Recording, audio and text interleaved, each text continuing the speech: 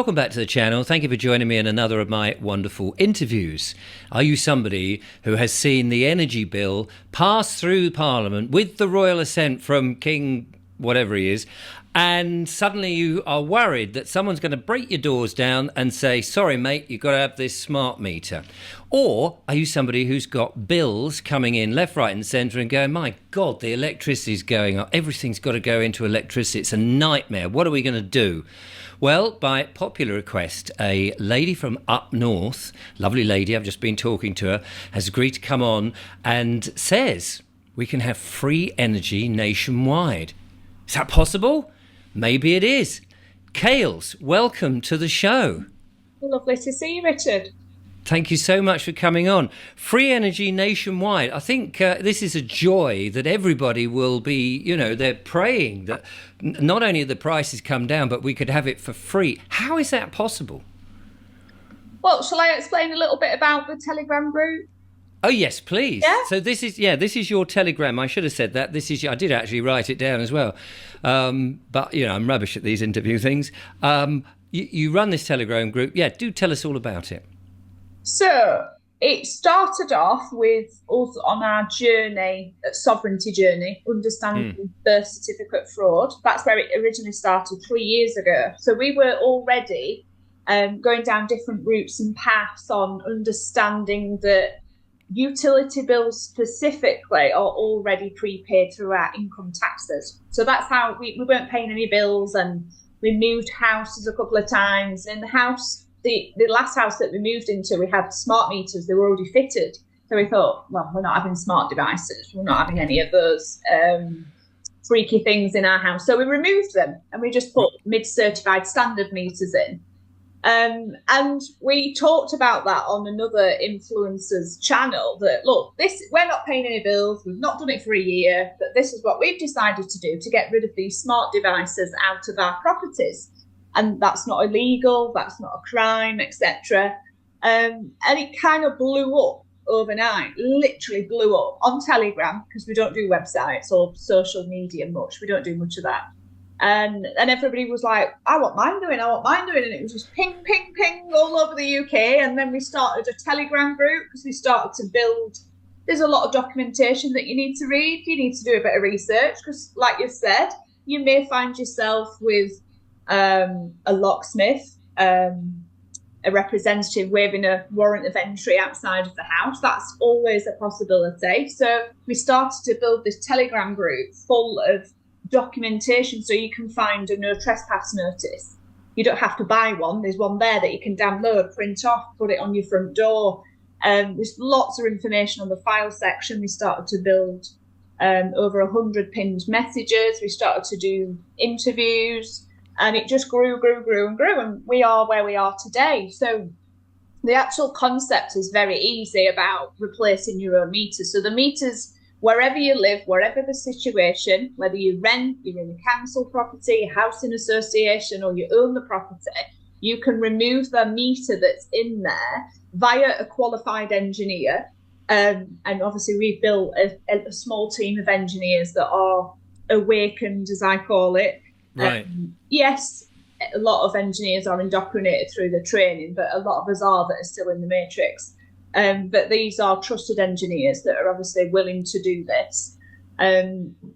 So they can take the meter out, we put it back, fit a new meter, brand new meter that's non-smart, because that's important. But this meter is not attached to any database that's shared amongst all of these suppliers, and we'll call them suppliers because that's what a lot of people know them as. But I mean, if you're on a group session with myself, I call them brokers because they're just the middleman to the national grid. So that's all they are. What they do is they rent the serial number on the back of the meters. That's all they have. They don't own the meters either. We don't know who owns them in most cases, and we're not really interested. No. But do you want me to Okay. stop there? Because otherwise I'll carry on rambling. No. This is all very interesting. I'm just Yeah. going to break it. I'm going to break it down a Break it bit. down.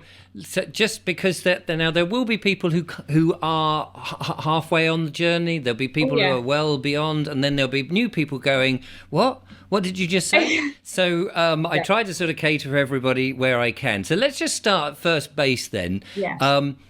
I'm in a house. It's a 2 up, 2 down, simple terrace house. When I moved in 30 years ago, there's a meter there. It's an old-fashioned meter with a thing going round like this. Yes, the old analog ones. Exactly. And when possible, I try to stop that from going around, obviously not by taking the thing apart, but by not turning too much on, because I know if it goes round too much, the bill comes in and you go, bloody hell, really? Yeah. What, for putting a fire on?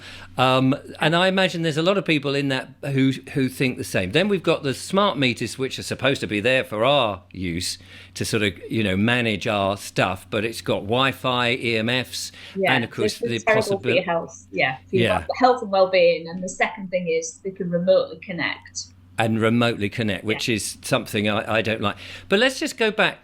Electricity is being generated somewhere, and some people say that they're nicking it from the ether and they're doing some magic. If you want to go down another rabbit hole, but maybe that's a little bit too much for a lot of people at this stage. But most people think it's being generated by all sorts of different mechanisms, like the solar panel and the wind farms and coal things and what have you. So it's generated somehow, and then it's piped down to you through the wires, and it hits your box, and at that point you're metered, and then it goes into yours, and then however much it's recorded. Now, years, because I'm relatively old, I remember having to go down to Seaboard and paying by cheque for the amount of electricity that I used to do, because it used to be in the town. And at one point we had a key meter, so you go down with this stupid little thing. And they still have those. Yeah, do they? Yeah, because we had no money whatsoever, so it was that sort of God, there's £5 on it. We've got to make that last a week.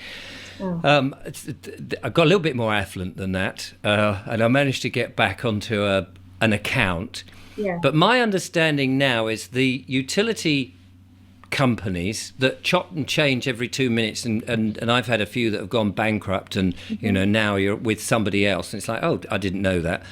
That they are sort of the middlemen. They're not generating anything. No. They're just collecting money for the national grid. And you're paying them, and then presumably they're paying the national grid. Is that pretty much? Well, there's not a lot of information. There's so much information. There's not just one document that says it all, because there isn't. Right. It's not going to be that easy. But National Grid already get paid through our income taxes via the government. So National Grid are not interested if you change your meters or you don't pay these middlemen, Eons, Scottish Powers, etc. They're not interested. So hold on, just stop there, because that's the fundamental, very important thing to get across. Yeah. So the electricity is already bought and paid for.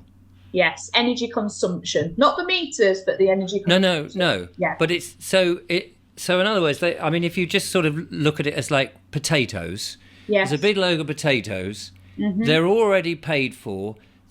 So really and truly, the only thing that you, in theory, should be paying for is, I'd like some potatoes. Could you just deliver them to me? And they go, how many do you want? I'll have all that lot. Great. Yeah. So presumably what we're paying for is just the delivery of it.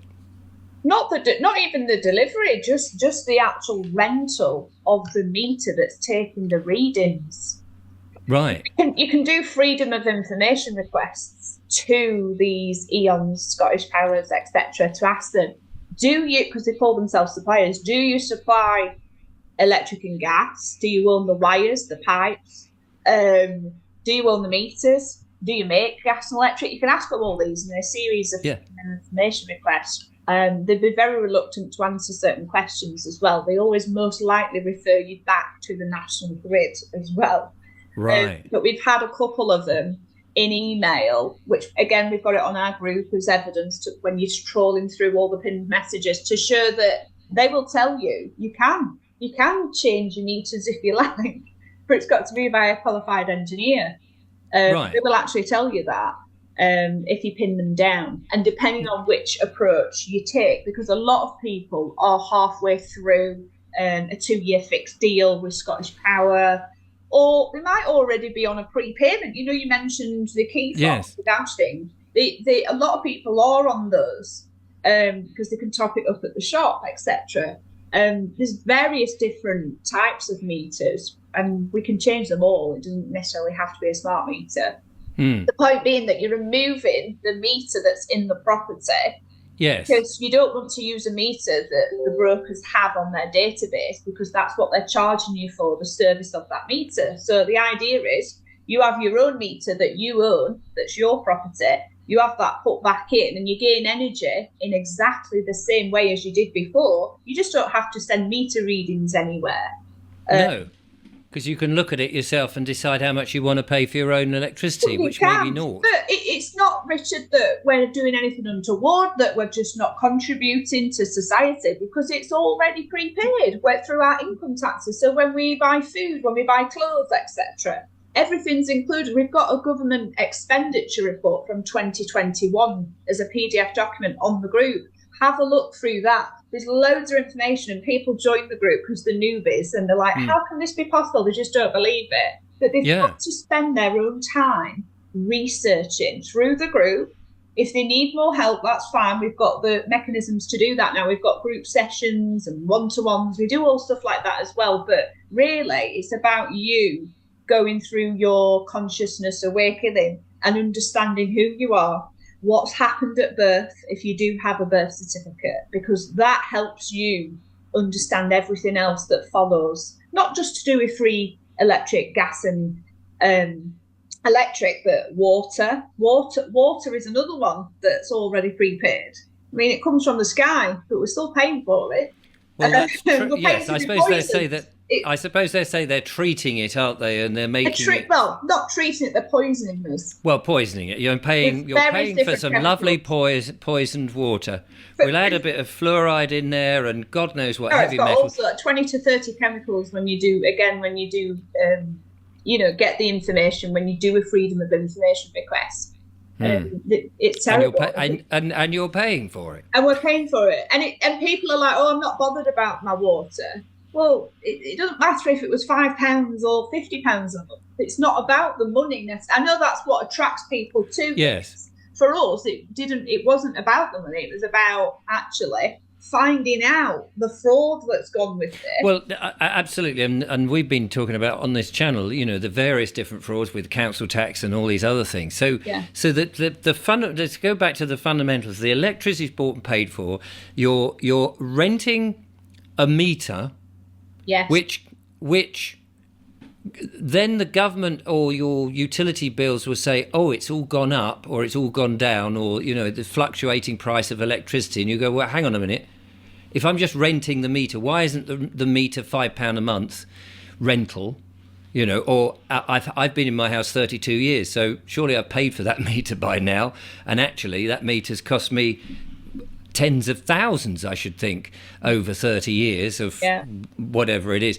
It's like, at some point, how much do you want that meter to cost me? So then it seems to make sense. Change the meter so you become your own billing agent. You don't need these other people anymore. Yeah, you don't need them, do you? Because you can gain energy. You're gaining energy direct anyway, because they're not doing anything. Right. They don't own the meter. They don't own the pipe work. They don't own the wire. They don't own anything. So you're telling me as I call them up on the phone, they're not sitting there peddling like mad, generating the electricity for me. And that's what National Grid is, harnessing the energy. That's what's distributing it. So you don't need an E.ON or Scottish Power to actually get energy to your house, direct. It doesn't work like that. You don't need them. Right. So it's another huge scam. It's a massive scam. It's fraud. And what they do is they're bully boys, right? And they will apply pressure, but not to everybody, just the minority. So the majority of us on our group, we've got over 13,500 members on our group. We had a group before that as well, there was 11,500 at the point we did that. So it's quite big, and there's lots of other little groups that have jumped on the bandwagon as well, which is great because the UK is huge. and I Yes. would as well. I forgot what I was going to say now. I've lost my tracks. So let's talk about the contract then, because Yeah. you give them the jurisdiction, or you consent to them supplying you effectively nothing. Yes. Because it's already there, and you're agreeing to pay several £100s a month. Yeah. And they're basically just sitting there paying a few people to answer the questions and say, can you give us your readings, but effectively. And you're paying this. They're obviously making fat profits out of this. Well, yeah, we've seen the profits that they've made in the last couple of years. Jesus. Yeah, so there are people who are not eating because they need to heat for the children, or they're, whichever way around it is. And so going to this contract, so you get a contract, which isn't even a proper contract because you can't even negotiate. Yeah, you say contract. It's not. There's a verbal contract based on you giving them information, i.e. your legal fiction. That's what happens. Yes, absolutely. So this is great because we've been talking about legal fiction and stuff, so people will go, oh, this is to do with the legal. It's not just as simple as it sounds, that you just unplug it, because everything, it seems, comes back down to this damn legal fiction. It doesn't. But that, if you're in the know, that's where we can take advantage of it. Yes. Yes. So there's the so-called contract. Now, if you're in so-called contract with somebody to supply, as you said, have you got to wait to the end of that contract and then go, I'm free, like John Inman? No, you certainly don't. Because you're not in a contract, it's invalid because you don't actually receive such document. There's no offer, there's no agreement, and there's no wet ink signatures from both parties ever received. You just, when you move in somewhere, what you do is you ring them up and say, oh God, I better set my bills up, I want to be a good citizen. Ring them up and say, I'm Kale Smith, I live on 20 Lambert Close, just moved in, like to set my account up. And at that point, you've entered into this verbal contract. And that's, they've got you because they've got your legal fiction, where you live, etc. And you set a direct debit up, and that's what happens. But you don't have to wait. A lot of our customers are halfway through a particular deal, as they call it. So it's about closing that account down. So I always advise, there's lots of different approaches, because there's the formal approaches where you could do a notice of conditional acceptance.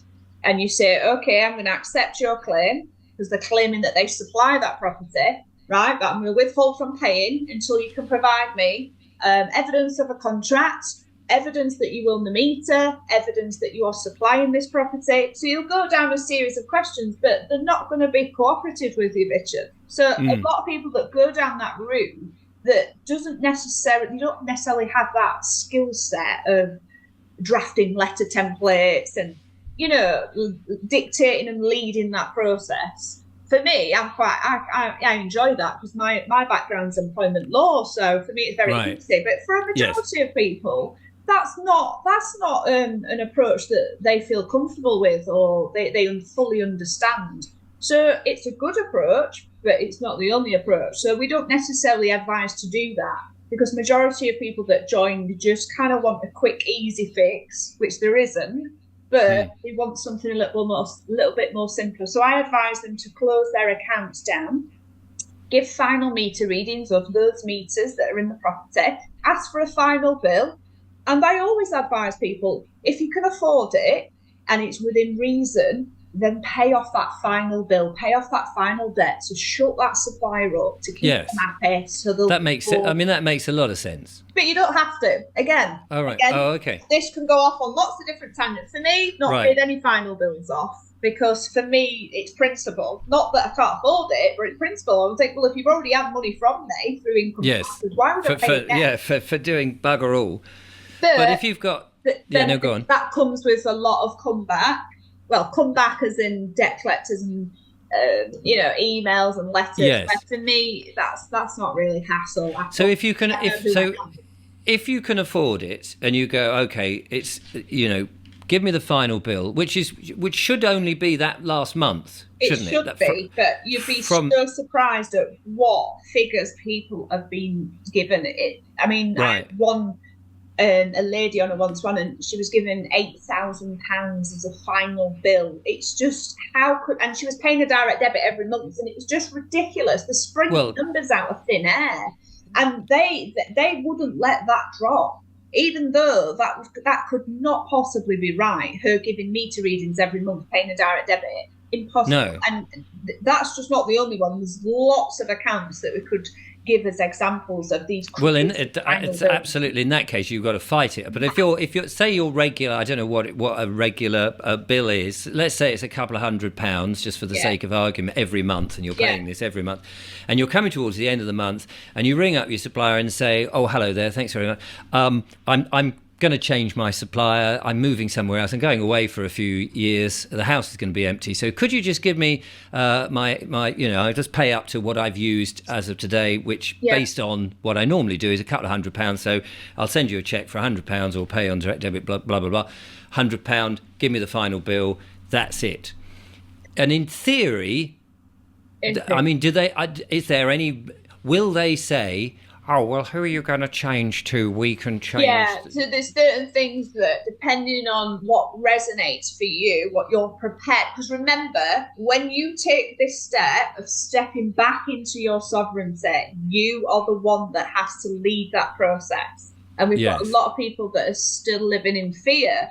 So if you're still living in fear and you're on a low frequency and you go down this path, it's gonna be a nightmare for you, because you're gonna dread every knock at the door, every time the postman posts some mail through your letterbox. It's not a nice process. So it's about, for me, understanding the different approaches, choosing an approach that suits you, understanding potential comeback and potential risks, and we'll talk through those in a minute.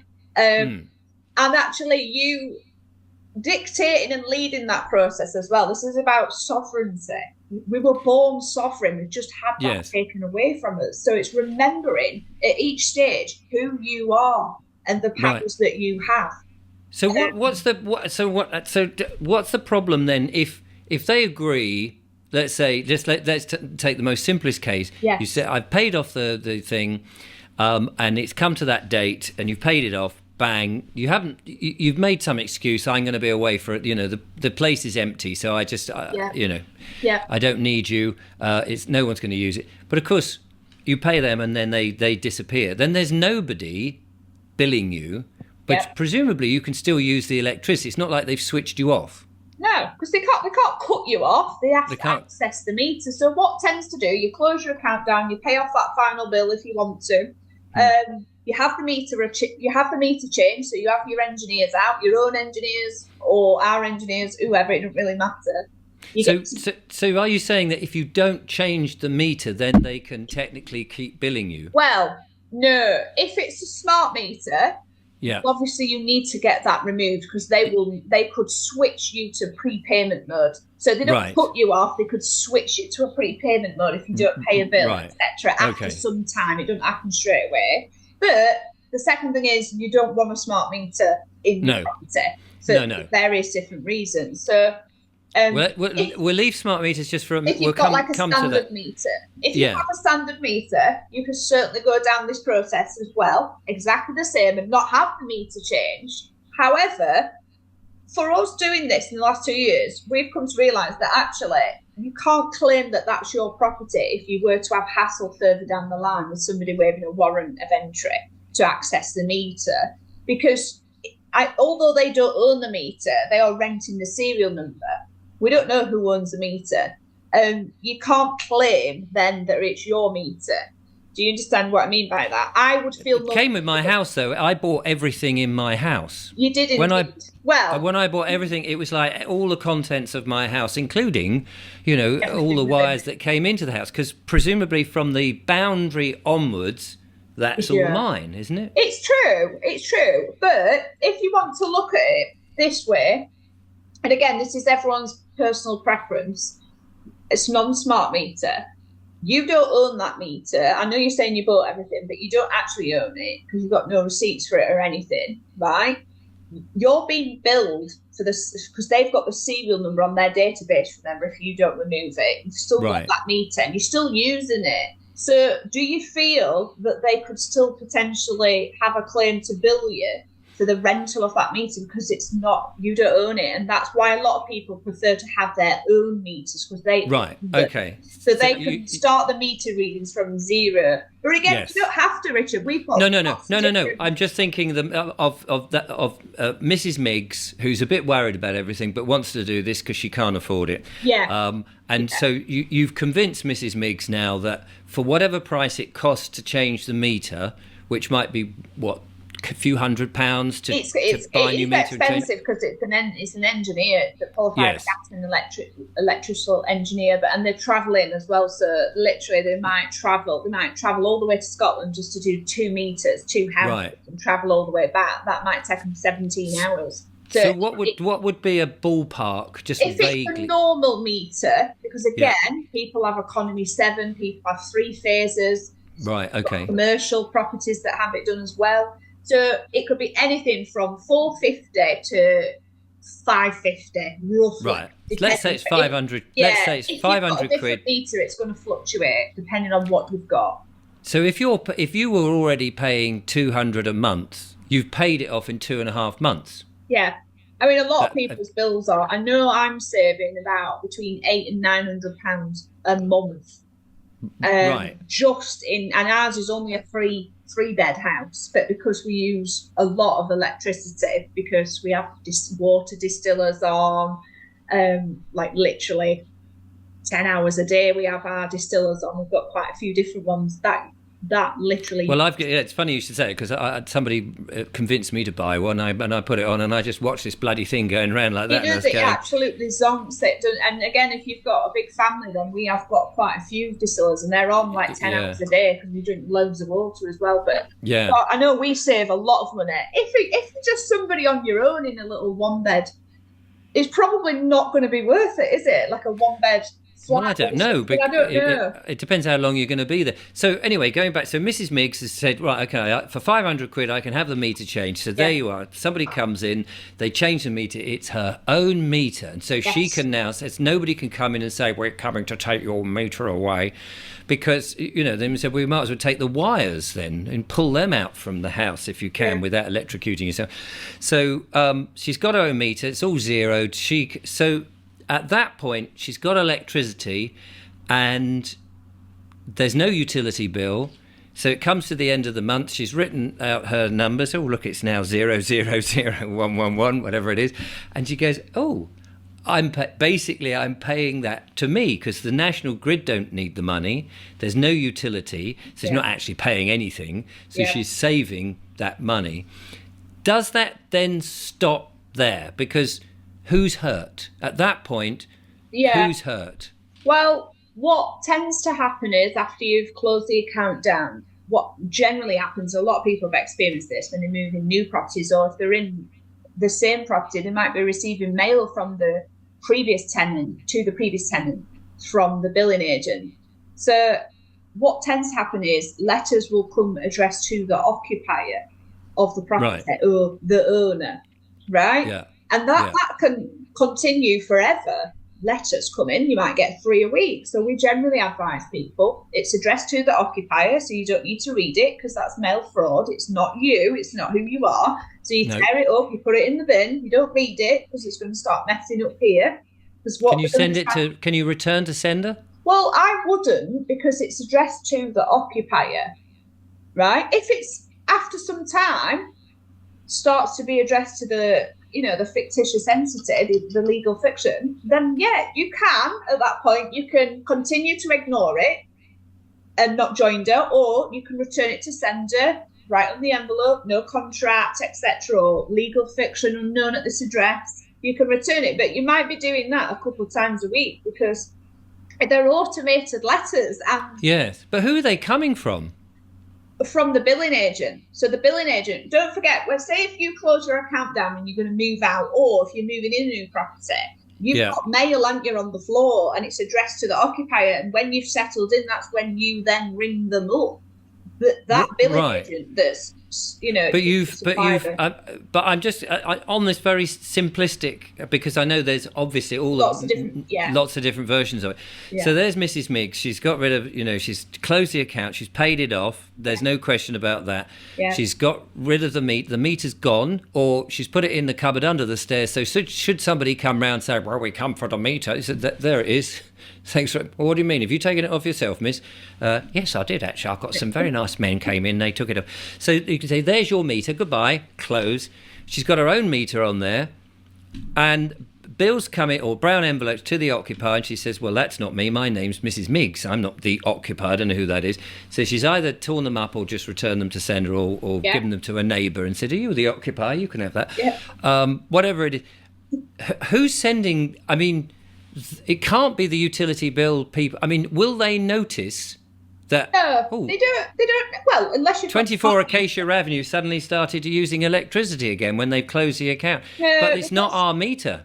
What happens is they keep the UK database, what they share amongst all the suppliers. They still have that old serial number from the old meters, right? They still have that on their database. So what they're going to do is they're going to still claim that they supply that property until a new occupier moves in and rings them up and opens an account up with them. So that's kind of like the general process. So could you not say, you ring up your that when you close the account and they say, well, how are you going to do? And I'll say, well, I get my electricity from Vobes Enterprises now, which would be me, you see.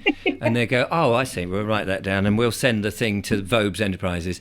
And basically you just set up your own company to be or your own sole trader to be a supplier of electricity. And of course, you're such a terrible business person, you never actually bill anybody, i.e. yourself. I like that idea. And so then they go, well, it's not us, it's this company called Vobes Enterprises, who presumably will go bankrupt if he doesn't. He's like, yeah, maybe he will, maybe he won't. It's a really good idea, that. Because I just actually, last week, I didn't set an energy company up, but I did set my name on my birth certificate up as a limited company. Right. But obviously I'm not trading, it's dormant. Yeah. Interesting. Not because of that, just because I'm doing a thing with mortgages and stuff like that, claiming mortgages back. But that's interesting, that, Richard. Maybe that would be an option and an approach to take, because this is about being creative with your own circumstances. There's nothing to say that you say, look, I'm changing suppliers to this supplier. They're not going to accept it, of course. No. I don't know whether you have to be credited to be a... Probably you would do, because they share this database, and that's where they do all these serial numbers. So when you swap from E.ON to Scottish Power, they transfer that serial number of the meters over to the new supplier. Then you get billed from the new supplier. This is why you like to do that switch, if you've heard of the switch, where they sell it to you like, look, you'll have no hassle, we'll do it all. Yeah, we do it automatically. Because they want to make sure that that's being billed, and that's why they want you to have smart meters in, because they haven't got the capacity to send an engineer out to do a little investigation, and the people that come out to read your meters, etc. That they won't need to do all that. That costs them a lot of money to do that. Yeah, of course. People out. So that's why letters is very easy, because it's automated. They'll send letters out. And again, a lot of people that are still living in fear, Richard, will start to open up that communication line again, because they're thinking, oh, they're threatening to come out to my address to do an investigation, etc. So a lot of people that are still reading mail, that are still absorbing the words that they use, etc., then start to attract that attention. Or maybe they're still communicating. Say if somebody comes out, because sometimes very normal for someone to come and read the meter, so they'll come to the property, and that's when a lot of times it goes wrong, because people give information away unknowingly because they're put on the spot. Of course. So it was suggested to me that in my little 2 up, 2 down house that I put a little post box at the end by the gate where you come in, and call that. Let's say I live at 10 Downing Street. I'd call that 10A, and then on my house I would call it 10B. Yes. Or I would call that 10, and I would be in 10A. Yeah. So all these bills go to 10. Yeah. And I live in 10B. In 10B in Wales. No, I live at a 10, whatever the number is. Or I give my house a new name. I call it, the A lot of people do. They do all the sorts. Elms. They And have then so when mail it comes, it says, well, that's not me. That's not my address. This is why it's not written in stone. We know the deceit, we know the fraud, what's going on. So this is why there's so many different approaches people can take. And again, there's no right, there's no wrong. And it's just got to be prepared for the game. Be prepared for any eventuality that. I mean, somebody coming out to knock on your door to say, "Look, I've come from Eon to read your meters." I mean, you can deter a visit very, very easily. People panic when they don't need to. You can just say to them, "I'm sorry, I'm not with that supplier anymore." Shut the door. Yeah. It's very, very easy to deal with it. It's these situations where customers have had lots of repeated hassle, lots and lots of visits, and then they've had like a pantomime visit, as I call it, with somebody waving a warrant of entry under the 1954 Gas and Electricity Board Act. That's a different type of visit, and you're going to have to stand your ground. Not using violence, threatening behaviour. That's not going to work in this circumstance. This is about using the information that we have on our Telegram group, and about fraud, using the Fraud Act, using the Perjury Act, using the Harassment Act, and standing your ground. And obviously, through all that, if they have a warrant, which we discuss in our group sessions, the warrants that they are bringing to people's addresses, and this is the minority, this is not everybody. So start panicking, thinking, "Oh God, I don't want to deal with that," because it probably won't even happen to you. But if it did, these warrants are fraudulent. They're invalid because they're typed up in an admin court. No judge would sign one of these warrants. That's going to contravene their position. So they're not going to do that. So every warrant of entry that I've seen in the last 2 years, and I've seen a lot, they're all the same. They're electronic. They're printed off or on little iPads. They don't tend to give you a copy because they don't want you to have them because they know they're invalid. They normally go under the Gas Safety Act to say that they believe that there might be something unsafe in the property, health and safety. So therefore, we need to have a check that there's no gas leaks. So these are the little loopholes that they go under, which we've learned. So again, this is why when you have your meters replaced, we advise you to get your safety certifications done on the property. So you might have already had them done. You have a gas one every 12 months. A CP12, Gas Landlord Safety Certificate. That's what it's normally called. And then your full electrical inspection, an EICR. So we always advise, you don't have to, but if you were to have loads of hassle and you've got a document that's a certificate that shows that the property is safe and secure. So, any warrant that's brought to the property, you can deter that via your safety certs. Right. Just at the door, you can just say, there you go, look, there, it's all done. I wouldn't just give it and I'd be showing it and covering up. No. You don't want to give them any personal information, etc. So there's like a series, what I do run like an aftercare session for people that have had hassle on. These are the subjects that I would discuss, i.e., first of all, somebody came knocking at my door and there was 3 or 4 people there because these visits are pantomime visits. So they'll bring a locksmith, they'll bring an engineer, they'll bring a representative. So there might be 3 or 4 people. So it's not a singular visit where you can just ignore it if you wanted to. You're probably going to have to speak to them. Sometimes you don't have to. If you don't open the door, then they brought a locksmith. Can he just open the door? You don't have to open it. You don't ever leave the door unopened. He can pick the locks and start to pick the locks. That's why they bring these locksmiths. But the role of the locksmith, because they're a third party, remember, they are responsible in their personal capacity to check that the warrant is valid. And they're not doing that. And they're not doing They're not doing their job, so you can hold them in their personal. But if you have a bolt on the inside of your door, and they can pick your lock. Say you've got a Yale lock or something, or a Chubb, and we can do that.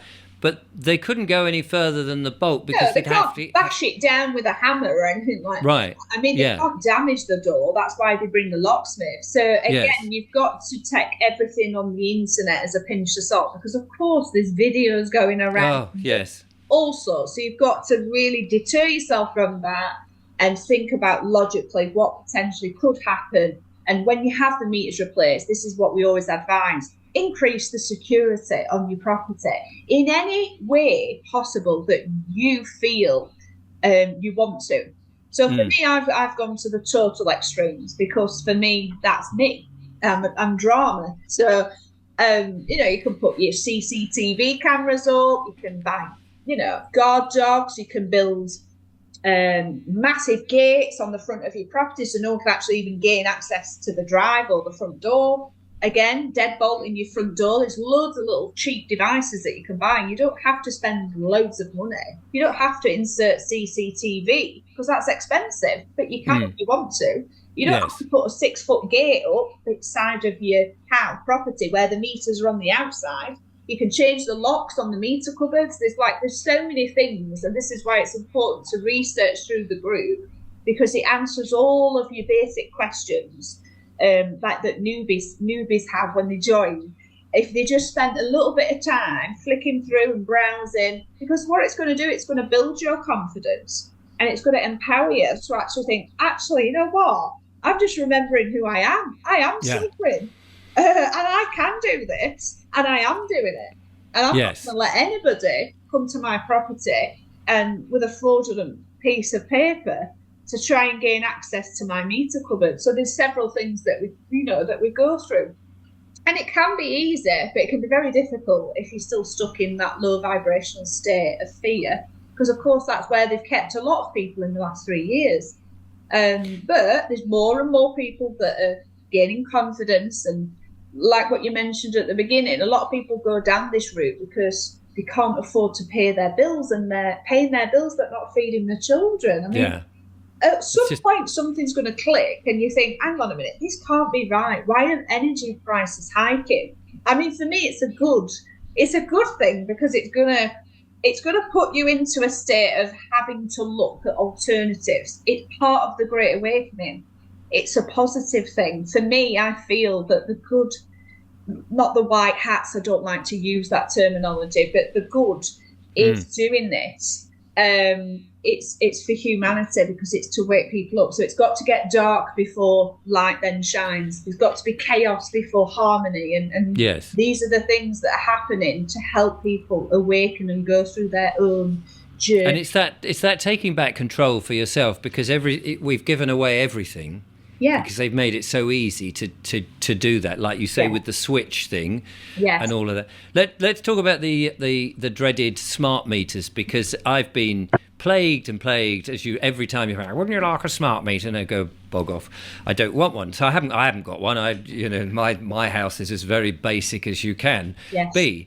But people have been, and I've had emails from my viewers saying, look, I've got a smart meter now, I regret it, what can I do? And I'm in this amount of debt and all this, and it's heartbreaking. It's absolutely heartbreaking that other living men and women who are employed by the state can do this to other like-minded people, because as we know, corporations are dead entities. It's just a concept. It's not real.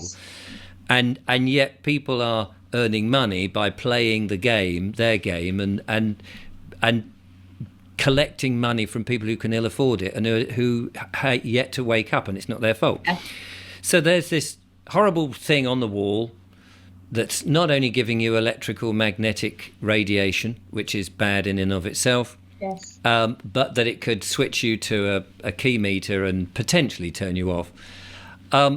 This is something that you can get removed quite easily, and along with the meter, and then you go down the road that we've just been talking about.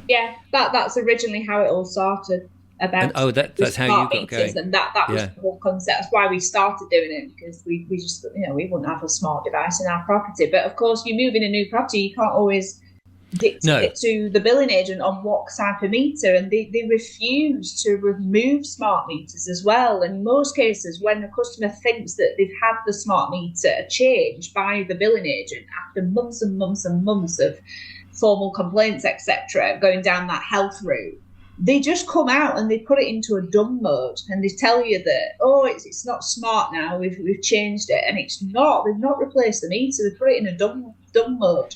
So you can't go with a pair of sharp scissors and just take the two wires and just snip them. Not advisable. Right. Because, I mean, presumably it's only small amount of electricity that's going into the smart meter. It's not the big, Well, juicy... they talk this normally. I mean, I'm not the best person to talk about that because I'm not very technical. But the engineers have explained it that it talks to the actual meter. Some people have this little device in the property that tells them how much money they're using and all that Right. Oh, I see. energy. That it's the actual meter that's smart as well. So whether you've got a tiny little device in the house, it's the actual meter.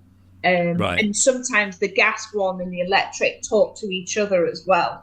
They're connected with the smart device, what they put in. There's all different types of smart devices, what they put in. There's the old style smart meter that they can't switch off, but the new style smart meters, they can switch it to a prepayment mode if you don't pay a bill.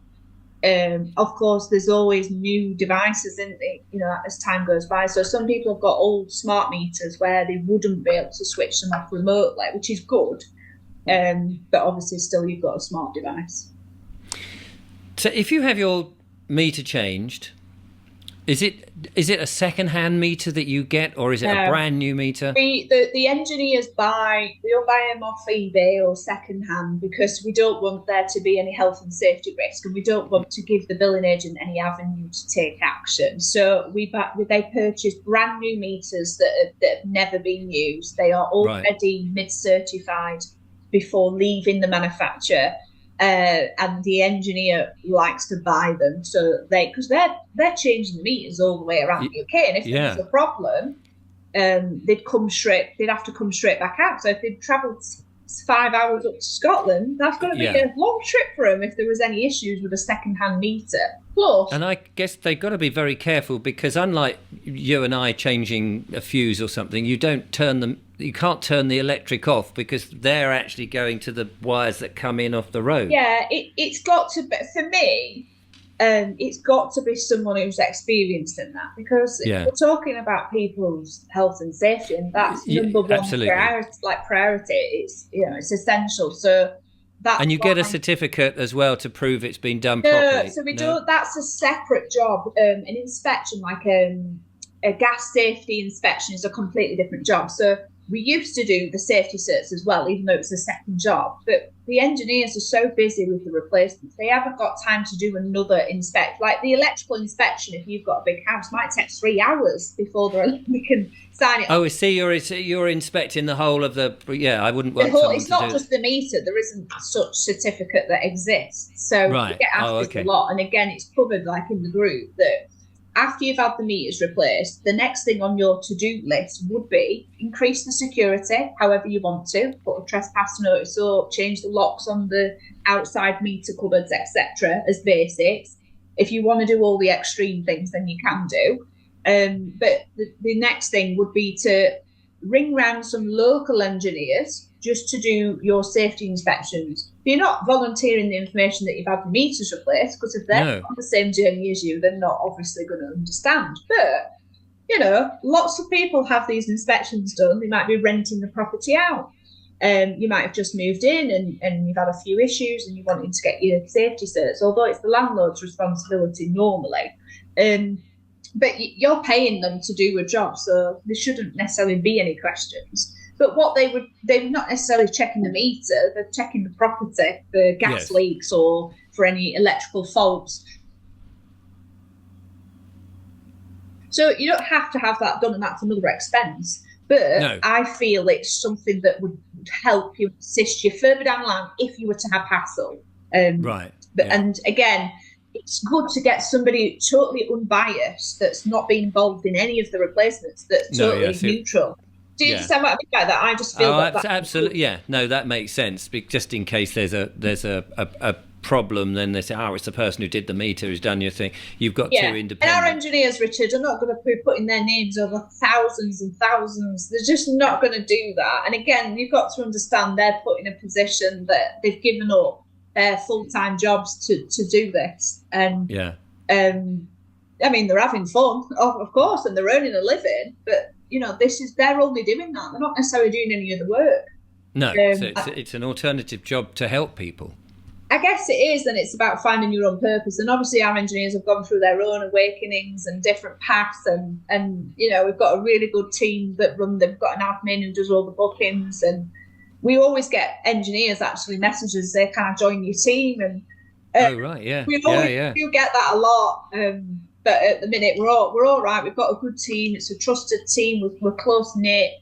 We've got everything covered off in sections, like in the UK, like the South engineer, the North engineer, and so we've all got their own areas, and it's just been ticking along for 2 years and grown huge, really.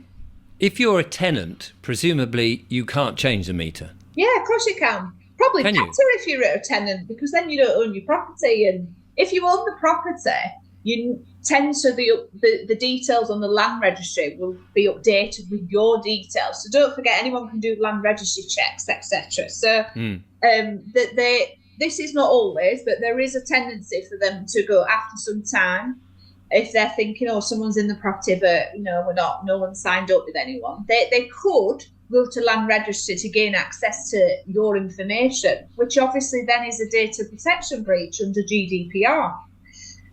So they're not allowed to give your information out, but they have done. So this is what happens after some time. You might start having mail from that broker start being addressed to your legal fiction after some time. So again, at that point, do you decline the contract, you're not joined her in, you're not going to be doing business with them? And again, some people start writing to them, or some people just ignore it. Again, lots of deviations.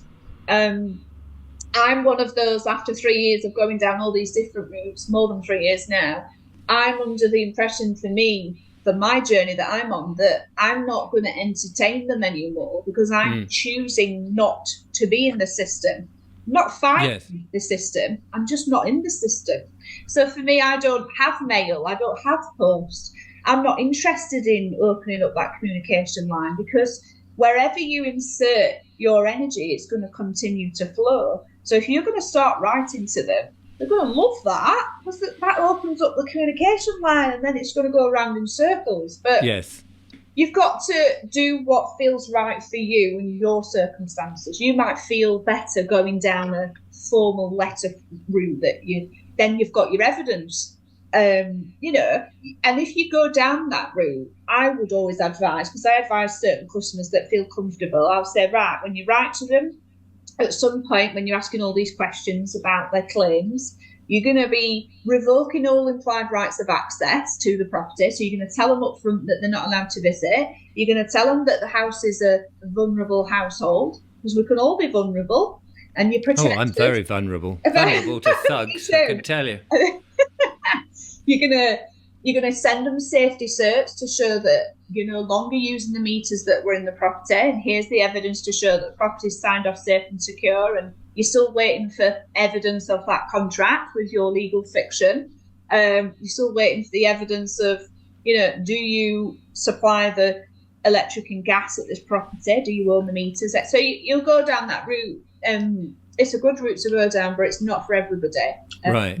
Could I take once the meter's changed, and I've got the old meter left, can I put that on my doorstep or at the end of the boundary and put it in a box and say, here's your meter, mate, come and pick it up. If you don't pick it up within 7 days, I'm putting it down the tip.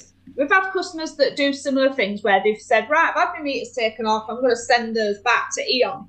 And for me, what you do there is, and again, if it resonates with you, then do it. But they don't own them, so why would you send something back when they don't own them?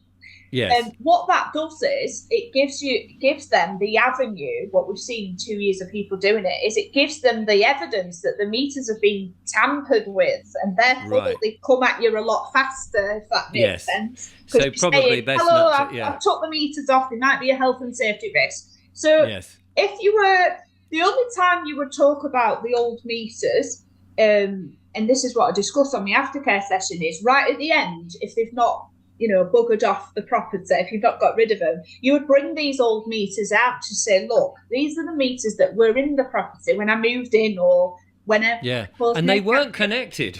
Look, these are the ones that match your database. Yeah. I'm quite happy to hand them back because I'm reasonable.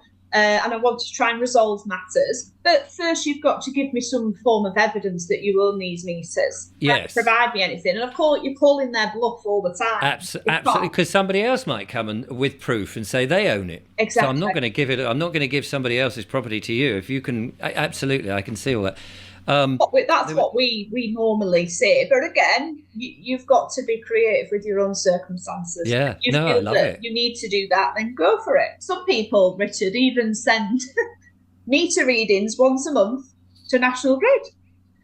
And again, because they're the ones that are harnessing the energy, remember? Yeah. So I don't advise to do that. They do write back to you and they thank you and they tell you to sign up with a particular broker. They do tell you that. So they're not going to do it. National Grid don't ever come to cut you off they don't come with the warrant. It's the broker. And it's interesting because the actual warrants read that it has to be, it allows the operator to come to the house under that warrant. Well, a billing agent isn't the operator. Surely that's National Grid. Surely that just nullifies and invalids the warrants that they are bringing. Yes.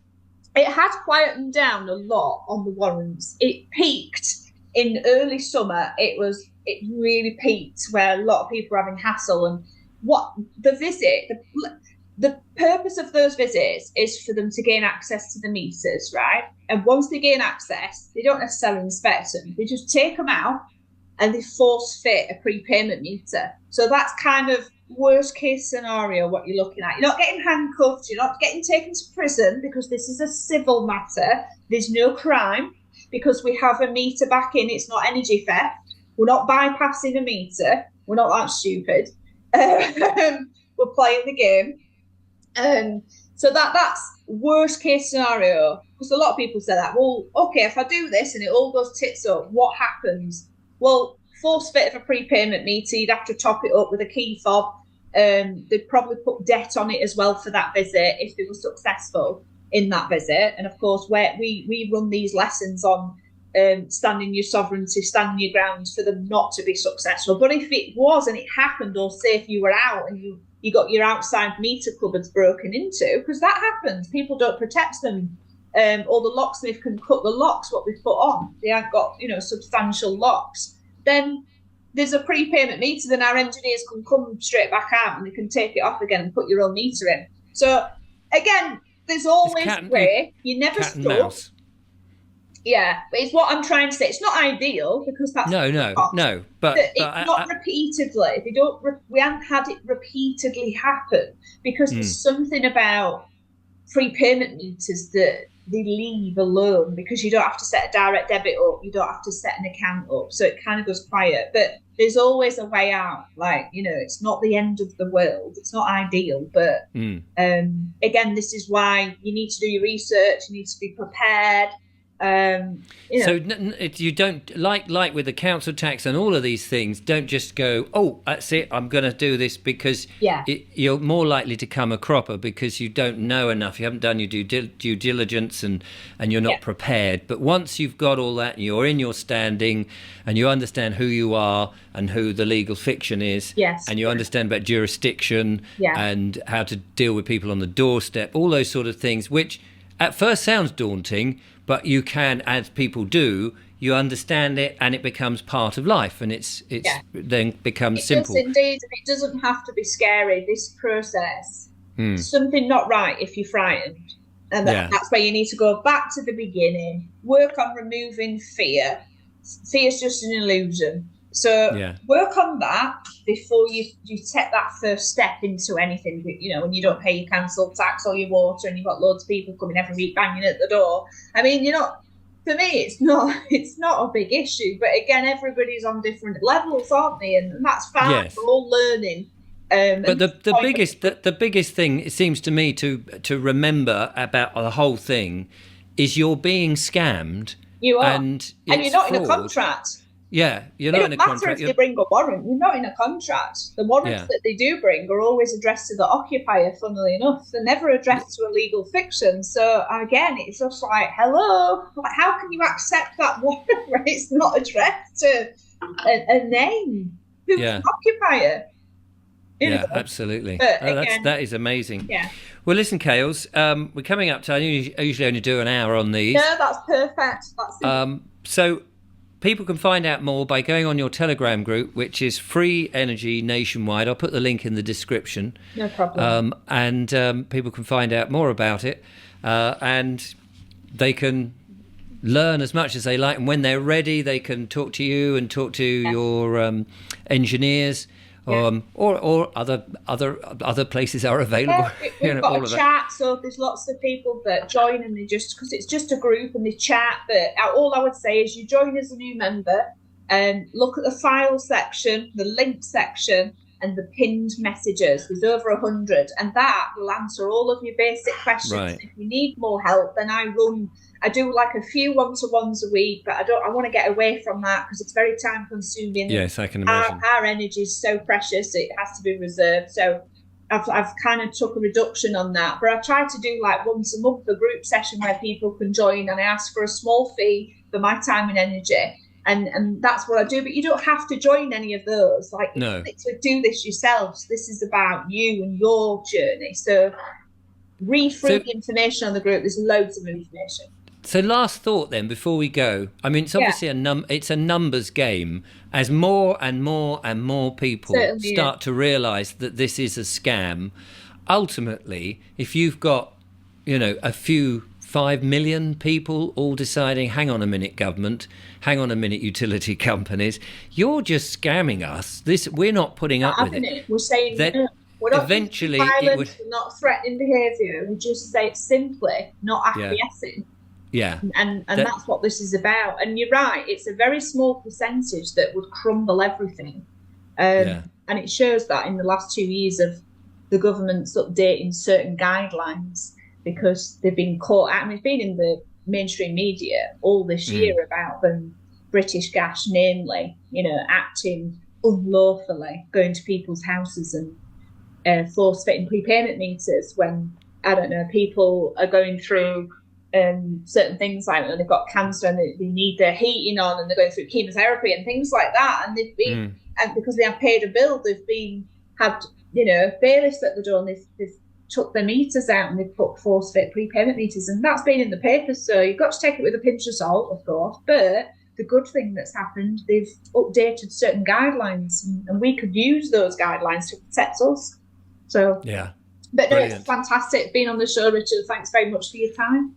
Oh, my absolute pleasure. I thoroughly enjoyed it, learnt a lot, and I hope the audience have. And as I say, the link will be in the description. Go and find out all that information. Prepare yourself before you do anything drastic.